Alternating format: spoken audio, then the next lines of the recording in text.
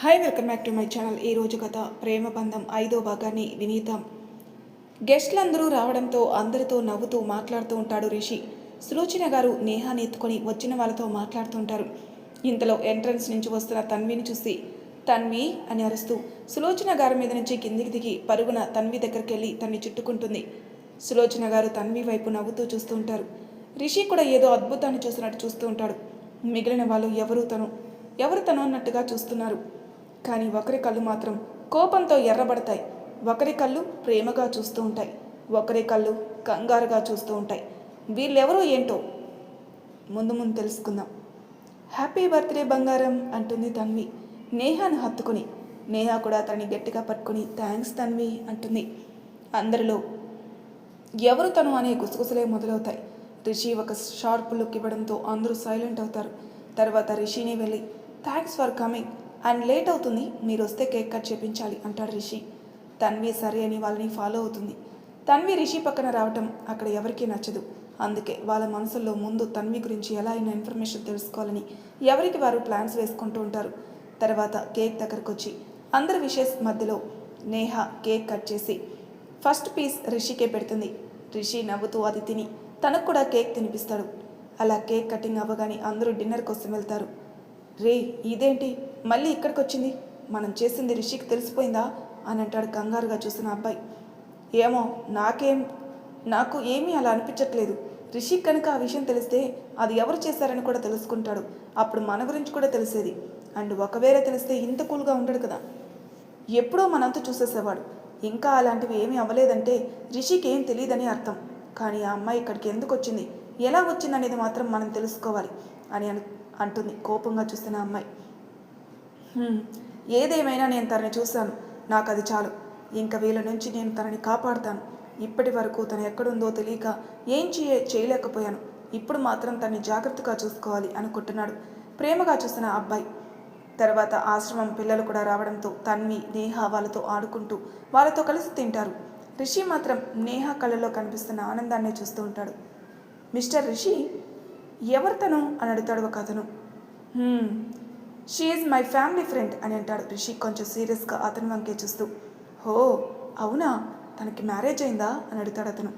రిషి అసహనంగా అతని వైపు చూస్తూ నీకెందుకు అని అడుగుతాడు. ఎందుకేంటి రిషి, చూడు తను ఎంత బాగుందో.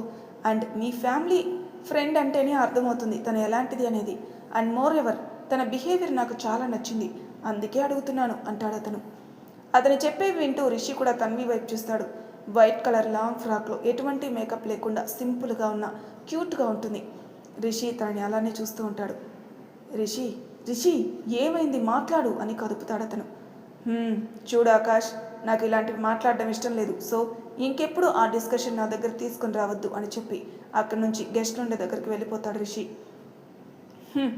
నీతో మాట్లాడొద్దు అన్నావు బాగానే ఉంది, కానీ తనతో మాట్లాడొద్దు అనలేదుగా అని నవ్వుకుంటూ తన్వి దగ్గరికి వెళ్తాడు ఆకాష్. హాయ్ మిస్ అంటాడు ఆకాష్ నవ్వుతూ. తన్వి అతని వైపు ఒకసారి చూసి మళ్ళీ తల తిప్పి పిల్లల్ని చూస్తూ ఉంటుంది. హలో మిస్, మిమ్మల్ని కనీసం తిరిగి కూడా విష్ చేయరా అంటాడు ఆకాష్.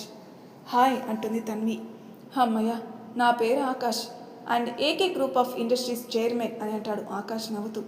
హో ఓకే అని మళ్ళీ తల తిప్పి పిల్లల్ని చూస్తూ ఉంటుంది. ఏంటి మేడం ఇది, కనీసం మీరు ఏం చేస్తున్నారో కూడా చెప్పరా అంటాడు ఆకాష్. మీరే అంటున్నారుగా మేడం అని, అదే నేను చేసేది. నేను టీచర్ అని అంటుంది తన్వి తల తిప్పకుండా. సినిమాల్లో టీచర్స్ని అందంగా చూపిస్తే అది సినిమాలే అనుకున్నాను, బట్ నిజంగా టీచర్స్ ఇంత బాగుంటారని అనుకోలేదు అంటాడు ఆకాష్ నవ్వుతూ. తన్వి ఆకాష్ వైపు ఒకసారి చూసి అక్కడి నుంచి లేచి పిల్లర్ దగ్గరికి వెళ్తుంది. ఆకాష్ మాత్రం పట్టు వదలని విక్రమార్కుల్లా తన వెనకాలే వెళ్తూ ఉంటాడు. అదంతా దూరం నుంచి రిషి గమనిస్తూనే ఉంటాడు. కానీ తన్వి ఏం చేస్తుందో చూడాలని సైలెంట్గా ఉండిపోతాడు. తన్వి అతనితో మాట్లాడకపోవడం చూసి చిన్నగా నవ్వుకుంటాడు. ఏంటి మేడం, నేను మాట్లాడుతూ ఉంటే మీరు ఇలా వచ్చేయడం ఏం బాగలేదు అంటాడు ఆకాష్. సార్ అసలు ఏంటి మీ ప్రాబ్లం, సరే మాట్లాడండి వింటాను అని చేతులు కట్టుకుని అతని ముందు నించుంటుంది. తన్వి అలా సడన్గా అడిగేసరికి ఆకాష్కి ఏం చెప్పాలో తెలియక తడబడుతూ ఉంటాడు. ఫస్ట్ ఏం చెప్పాలో డిసైడ్ అయ్యి తర్వాత మాట్లాడండి వింటాను అని చెప్పి అక్కడి నుంచి వెళ్ళిపోతుంది. వెళ్తున్న తన్విని ప్రేమగా చూస్తూ ఉంటాడు ఆకాష్. నువ్వు అందరిలా కాదు, కనీసం పేరు కూడా చెప్పడానికి ఇష్టపడడం లేదు. కొంతమంది కొంతమంది అయితే నేను అంత పెద్ద కంపెనీ ఎండి అని తెలిస్తే వాళ్ళే వచ్చి నాతో మాట్లాడతారు. కానీ నువ్వు మాత్రం నా అంతటి నేను వచ్చినా కనీసం నా వైపు కూడా చూడడం లేదు. దీన్ని బట్టి అర్థమవుతుంది యు ఆర్ సంథింగ్ స్పెషల్ అని. వెయిట్ చేస్తూ ఉంటారు. మిస్ నిన్ను మళ్ళీ కలవటానికి అనుకుని తనకి కాల్ రావడంతో లిఫ్ట్ చేసి మాట్లాడుకుంటూ వెళ్ళిపోతాడు. తన్వి చేసేవి చూస్తూ ఉన్న రిషికి మాత్రం భలే హ్యాపీగా అనిపిస్తూ ఉంటుంది. అలానే చిన్న చిరునవ్వుతో తననే చూస్తూ ఉంటాడు. కొంచెంసేపటికి పార్టీ అయిపోవడంతో అందరూ నేహాకి గిఫ్ట్లు ఇచ్చేసి వెళ్ళిపోతారు. తన్వి కూడా తను తెచ్చిన గిఫ్ట్ నేహాకి ఇచ్చేసి వెళ్ళాలనుకుంటుంది. కానీ నేహా తనని పట్టుకొని వదలదు. నేహా బంగారం, నేను రేపు స్కూల్కి వస్తాను కదా, ఇప్పుడు వదులు నాన్న అంటుంది తన్వి. నో, నువ్వు వెళ్ళకు, ఇక్కడే ఉండు ప్లీజ్ అంటుంది నేహా ఏడుపు మొహం పెట్టుకుని. అలా ఉండకూడదు బంగారం, కావాలంటే రేపు ఎర్లీగా వస్తాను స్కూల్కి, అప్పుడు ఆడుకుందాం అంటుంది తన్వి. నేహా మాత్రం వద్దు అంటూనే ఉంది. తన్వి ఏం చేయాలో అర్థం కాక సైలెంట్గా ఉండిపోతుంది. అమ్మా తన్వి, అసలే లేట్ అయింది, ఈ టైంలో వెళ్ళడం మంచిది కాదు. ఈ రోజుకి ఇక్కడే ఉండి రెస్ట్ తీసుకోమ్మా, రేపు స్కూల్ నుంచి డైరెక్ట్గా ఇంటికి వెళ్ళిపో అంటారు సులోచన గారు. తన్వి ఇబ్బందిగా రిషి వైపే చూస్తుంది. అమ్మా నువ్వు లోపలికి వెళ్ళు, అండ్ మిస్ తన్వి మీరు కూడా లోపలికి పదండి, ఈ టైంలో వెళ్ళడం సేఫ్ కాదు అంటాడు రిషి. అది కాదు సార్ అని తన్వి ఏదో అనేలోపే రిషి సీరియస్గా చూస్తూ నో మోర్ డిస్కషన్స్, లోపలికి వెళ్ళండి అని అంటాడు. అతను అంత సీరియస్గా చెప్పేసరికి ఇంకేం మాట్లాడలేక సైలెంట్గా లోపలికి వెళ్తుంది తన్వి. అందరూ హాల్లో కూర్చొని ఉంటారు. నేహా మాత్రం చాలా హ్యాపీగా తన్వితో ఆడుకుంటూ ఉంటుంది. మిడ్ నైట్ వరకు కూడా తనతో ఆడుకొని ఎప్పటికో రిషితో పాటు రూమ్లోకి వెళ్తుంది. సులోచన గారు తన్వికి రూమ్ చూపించి ఆవిడ కూడా పడుకోవడానికి వెళ్తారు. కొత్త ప్లేస్ అవడం వల్ల తన్వికి నిద్ర పట్టక ఆలోచిస్తూ ఎప్పటికో తెల్లవారుజామున నిద్రలోకి జారుకుంది. అక్కడ రిషికి కూడా నిద్ర పట్టదు. తన్వి ఇక్కడ ఉంది అనే ఆలోచన వల్లనో లేక ఆమె పట్ల అతని బిహేవియర్ వల్లనో అర్థం కాక చాలా లేటుగా నిద్రపోతాడు. పొద్దున్నే లేచిన తన్వి తను ఎక్కడుందో గుర్తుకు రాగానే వెంటనే ఫేస్ వాష్ చేసుకుని హాల్లోకి వస్తుంది. తను వచ్చేసరికి రిషి హాల్లో సోఫాలో కూర్చొని టీవీ చూస్తూ ఉంటాడు. తన్వి ఇబ్బందిగా అతని వైపే చూస్తూ ఉంటుంది. ఇంతలో అక్కడికి వచ్చిన సులోచన గారు తనకు ఒక డ్రెస్ ఇచ్చి ఫ్రెష్ అవ్వమని చెప్తారు. అయ్యో వద్దండి అంటుంది తన్వి ఇబ్బందిగా. చూడు తన్వి, నువ్వు నన్ను అండి అనాల్సిన అవసరం లేదు, ఆంటీ అనే పిలువు పర్వాలేదు అంటారు సులోచన గారు. తన్వి చిన్నగా నవ్వి ఊరుకుంటుంది. అప్పుడే టీవీలో వస్తున్న బ్రేకింగ్ న్యూస్ చూసి షాక్ అయి అలానే టీవీ వైపే చూస్తూ ఉంటుంది. సులోచన గారు కూడా షాక్లో ఉంటారు. కన్నా ఆ న్యూస్ ఏంట్రా, అసలు ఇది మనకు తెలియలేదు అంటారు సులోచన గారు. హా మామ్, నిన్న మిడ్ నైట్ నుంచి స్టార్ట్ అంట, మనం ఈ 3 days నుంచి పార్టీ అరేంజ్మెంట్స్లో బిజీగా ఉండి ఇవేమీ చూడలేదు అంటాడు రిషి తల తిప్పకుండా. అదేంటి కన్నా, అయినా నిన్నైనా ఎవరైనా చెప్పేవాళ్ళు కదా అంటారు సులోచన గారు. అప్పుడు అందరూ పార్టీ హడావిలో ఉన్నారు మామ్, అందుకే వాళ్ళకు కూడా తెలియలేదు అంటాడు రిషి. ఇప్పుడు ఎలా, నేను మా ఇంటికి ఎలా వెళ్ళాలి అంటుంది తన్వి కంగారుగా. ఇప్పటికైతే కష్టం, మళ్ళీ ఈ లాక్డౌన్ ఎత్తేసాక వెళ్ళడమే అంటాడు రిషి తన్వి వైపు చూస్తూ. అంటే అప్పటి వరకు నేను ఇక్కడే ఉండాలా అంటుంది తన్వి కళ్ళు పెద్దవి చేసి చూస్తూ. తప్పదు, కాదు అని వెళ్తే పోలీసులు వాళ్ళ లాఠీకి పని చెప్తారు అంటాడు రిషి. ఆ మాటకి తన్వి కోపంగా రిషి వైపే చూస్తుంది. ఏంటి, కావాలంటే ఇప్పుడే వెళ్ళొచ్చు, నేనేం అడ్డు చెప్పను అని వేరే న్యూస్ ఛానల్ పెట్టేసరికి అందులో బయటకు వచ్చిన వాళ్ళని పోలీసులు కొట్టడం చూపిస్తూ ఉంటారు. వామ్మో, ఇప్పుడు నేను కనుక బయటకు వెళ్తే నా పరిస్థితి కూడా అంతేనా అనుకుంటుంది తన్వి. డౌటే లేదు అంటాడు రిషి చిన్నగా. దేవుడా, ఏంటయ్యా ఇది, నాకు ఎందుకు ఇలా జరుగుతుంది, అసలు ఇప్పుడు నేను ఇక్కడ ఎలా ఉండగలను, కానీ నాకు ఇంకో దారే లేదే, అందుకే నిన్ననే వెళ్ళిపోవాల్సింది, ఏం చేస్తాం, అలా రాసి ఉన్నప్పుడు అసలు నన్ను అనుకోవాలి, వీళ్ళు ఉండమనగానే ఉన్నందుకు ఏంటయ్యా నాకు ఈ శిక్ష అనుకుంటూ ఉంటుంది తన్వి. ఈ లాక్డౌన్ ఏదో తొందరగా తీసేస్తే బాగుండు, నేను తొందరగా ఇక్కడి నుంచి వెళ్ళిపోవచ్చు, మళ్ళీ ఎక్కువ రోజులు ఇక్కడే ఉంటే నేను తిరిగి వెళ్ళలేనే, అసలు నేను ఎవరి దగ్గర అయితే ఉండకూడదు అనుకున్నాను, ఎవరికి దూరంగా అయితే ఉండాలనుకున్నాను, చివరికి అక్కడికే తీసుకొచ్చి పెట్టావు కదయ్యా, ఎందుకు ఎప్పుడు నాతో నువ్వు ఆడుకుంటుంటావు, నేను ఏది అడిగితే దానికి రివర్స్లో చేయటం నీకు బాగా అలవాటైంది, నా రాతలో అన్నీ నాకు నచ్చనివే జరగాలి రాసిపెట్టి ఉన్నట్టున్నావు అని మనసులో దేవునితో గొడవ పడుతూ ఉంటుంది తన్వి. హలో మేడం, చూసింది చాలు కానీ వెళ్ళి ఫ్రెష్ అయ్యండి, టిఫిన్ చేద్దాం, మా నేహ కూడా లేచే టైం అయింది అంటాడు రిషి. తన్వి ఇంకేం చేయలేక ఉసూరుమంటూ తనకిచ్చిన రూమ్లోకి వెళ్ళి ఫ్రెష్ అయ్యి వస్తుంది. తను ఫ్రెష్ అయ్యి వచ్చేసరికి నేహ కూడా లేచి రిషితో ఆడుతూ ఉంటుంది. తన్వి బయటకు రాగానే నేహ పరిగెత్తుకుంటూ తన్వి దగ్గరికి వెళ్ళి తన కాళ్ళని చుట్టుకుంటుంది. తన్వి కిందికి వంగి నేహాని ఎత్తుకొని తన నుదుటి మీద ముద్దు పెట్టుకుంటుంది.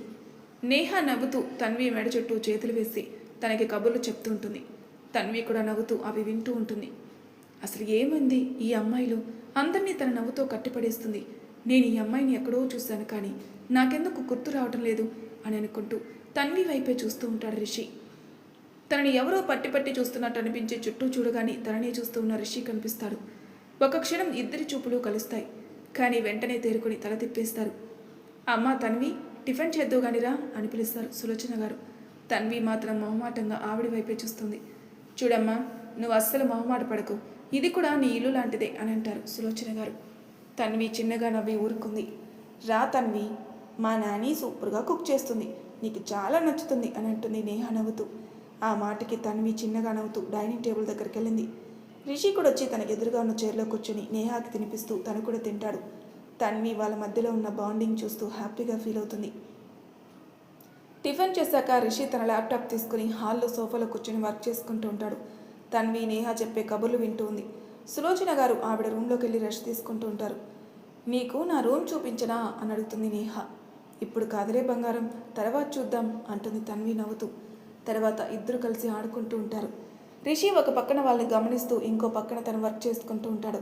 అతనికి తన్విని ఎక్కడ చూశాడో గుర్తుకు రాక అసహనంగా ఉంటాడు. ఏంటిది, నాకు ఏమవుతుంది? ఆ అమ్మాయి ఎందుకు నాకు బాగా తెలిసిన అమ్మాయిలా అనిపిస్తుంది? నిజంగానే ఆ అమ్మాయి నాకు తెలుసా? కానీ నేను తనని ఎప్పుడు చూసినట్టు నాకు గుర్తుకు లేదు కదా. కానీ ఇదెలా సాధ్యం? పోనీ ఒకవేళ తనని అడిగితే? నోనో, మళ్ళీ నా గురించి తప్పుగా అనుకునే ఛాన్స్ ఉంది. సో నేనే తెలుసుకోవాలి. కానీ ఎలా? కనీసం ఆ అమ్మాయి డీటెయిల్స్ కూడా తెలియడం లేదే. అసలు స్కూల్లో కూడా చిన్న ఇన్ఫర్మేషన్ కూడా లేదేంటి? దీని వెనక ఏదో ఉంది, ముందు అది తెలుసుకోవాలి అనుకుంటాడు రిషి. లాక్డౌన్ వల్ల మెయిడ్స్ కూడా రాకపోవడంతో మధ్యాహ్నం భోజనానికి కావాల్సినవన్నీ సులోచన గారు చేస్తూ ఉంటారు. నేహ నిద్రపోవడంతో తన్వి చిన్నగా కిచెన్లోకి వెళ్తుంది. అప్పుడే సులోచన గారు కర్రీకి కావాల్సిన వెజిటేబుల్స్ అన్నీ కూడా క్లీన్ చేస్తూ ఉంటారు. ఆంటీ, నేను చెయ్యనా అంటుంది తన్వి చిన్నగా. అయ్యో, నీకెందుకమ్మా ఇవన్నీ, నువ్వు వెళ్ళి రెస్ట్ తీసుకో, నేను చేస్తాను కదా అంటారు సులోచన గారు నవ్వుతూ. పర్వాలేదంటీ, నాకు ఇవన్నీ అలవాటే, ప్లీజ్ నేను చేస్తాను అంటుంది తన్వి. అయితే నీకు వంట కూడా వచ్చా అంటారు సులోచన గారు నవ్వుతూ. ఆంటీ, చాలా బాగా వచ్చు, మీరు ఒక్కసారి నేను చేసిన వంట తింటే మళ్ళీ మళ్ళీ కావాలని అంటారు అంటుంది తన్వి నవ్వుతూ. అలాగా, సరే అయితే నీకు ఏది బాగా వస్తే అది చెయ్యి, లేకపోతే ఇది చెయ్యి అని అంటారు సులోచన గారు. ఇది చేస్తానులే ఆంటీ అంటుంది తన్వి నవ్వుతూ. సులోచన గారు పక్కకు నిలబడి తన్వి చేసేది చూస్తూ ఉంటారు. తన్వి ఆ వెజిటేబుల్స్ తీసుకుని వాటిని క్లీన్ చేసి కట్ చేసి కుకింగ్ స్టార్ట్ చేస్తుంది. చిన్న చిరునవ్వుతో వంట మొత్తం కంప్లీట్ చేస్తుంది. అసలు తను చేసేది చూస్తుంటే ఒక ప్రొఫెషనల్ షెఫ్ చేస్తున్నట్టే అనిపిస్తుంటే సులోచన గారు తనని అలానే చూస్తుంటారు. ఎక్కువ టైం కూడా తీసుకోకుండా వంట మొత్తం చాలా ఫాస్ట్గా కంప్లీట్ చేసి నేహ కోసమని ఒక స్పెషల్ డిష్ కూడా చేసి దాన్ని గార్నిష్ చేసి అన్నిటినీ హాట్ ప్యాక్లో పెట్టి సులోచన గారి వైపు చూస్తుంది. అసలు ఇంత ఈజీగా ఎలా చేసావు అని అడుగుతారు సులోచన గారు నవ్వుతూ. నాకు అలవాటే ఆంటీ, అందులోనూ నాకు కుకింగ్ అంటే చాలా ఇష్టం. వీలు దొరికినప్పుడల్లా ఆశ్రమంలో పిల్లలకి నేనే స్వయంగా చేసి పెడతాను అంటుంది తన్వి చిన్నగా నవ్వుతూ. అయితే మల్టీ టాలెంటెడ్ అనమాట అంటారు సులోచన గారు నవ్వుతూ. అలాంటిదేమీ లేదా ఆంటీ, జస్ట్ ఇష్టం అంతే అంటుంది తన్వి నవ్వుతూ. తర్వాత వాటన్నిటినీ కూడా డైనింగ్ టేబుల్ మీద సర్దేసి తను కుక్ చేసిన గిన్నెలు వాష్ చేయడానికి వెళ్తుంది. అయ్యో, వంట అంటే చేయనిచ్చాను కానీ ఈ పని నీకెందుకమ్మా అంటారు సులోచన గారు. మన పని మనం చేసుకోవడంలో తప్పులేదు కదా ఆంటీ అంటుంది తన్వి చిన్నగా నవ్వుతూ. ఎందుకో ఆవిడికి తన్వి చాలా నచ్చుతుంది. అలానే తన వైపే చూస్తూ ఉంటారు. తన్వి ఆవిడికి ఏవో కబుర్లు చెప్తూ ఆ గిన్నెలన్నీ వాష్ చేసి ఫేస్ వాష్ చేసుకోవడానికి తన రూమ్లోకి వెళ్తుంది. వెళ్తున్న తన్వి వైపే చూస్తూ ఆలోచనలో పడతారు సులోచన గారు. మరి తర్వాయి భాగంలో ఏం జరగబోతుందో నెక్స్ట్ ఎపిసోడ్లో తెలుసుకుందాం. అంతవరకు నా ఛానల్ సబ్స్క్రైబ్ చేయని వాళ్ళు ప్లీజ్ సబ్స్క్రైబ్ చేసుకోండి, లైక్ చేసి షేర్ చేయండి, మీ అభిప్రాయాలను కామెంట్ రూపంలో తెలియజేయండి. Thank you for listening.